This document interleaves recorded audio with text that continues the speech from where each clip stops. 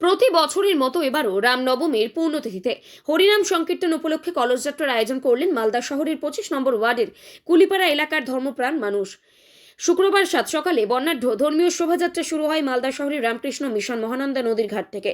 শোভাযাত্রায় অংশ নেন ইংরেজ বাজার তৃণমূল প্রার্থী আশিস কুণ্ডু, 25 নম্বর ওয়ার্ডের তৃণমূল কাউন্সিলর কাকুলি কর্মকার সহ অন্যান্যরা। এদিনের উপস্থিতিতে শোভাযাত্রায় অংশগ্রহণকারীরা প্রবল হর্ষ উল্লাসের মাধ্যমে গোটা শহর ঘুরে কুলিপাড়ায় গিয়ে শোভাযাত্রা শেষ করেন। এদিনের শোভাযাত্রায় সামিল ইংরেজ বাজারের তৃণমূল প্রার্থী আশিস কুণ্ডু বলেন, বাংলার ঐতিহ্য হলো সকল ধর্মের মানুষকে নিয়ে একসঙ্গে মিলেমিশে চলা। আজ রামনবমীর পূর্ণতিথিতে ভগবানের কাছে প্রার্থনা করলেন তিনি।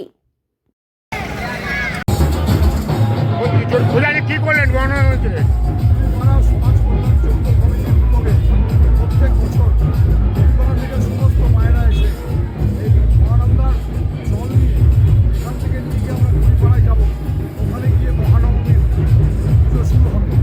তাই প্রত্যেক বছরের ধারা অব্যাহত রেখে এবছরও তার ব্যতিক্রম হয়নি। প্রত্যেককে আপনাদের মাধ্যমে রামনবমীর শুভেচ্ছা, অভিনন্দন, বড়দেরকে আমার প্রণাম, বাকি সকলকে আমার শুভেচ্ছা এবং অভিনন্দন জানাই। ওই যে রাস্তার দুধারে অনেক মানুষকে দেখতে পাওয়ার, তাদের কাছে কি ভোট চাইলেন?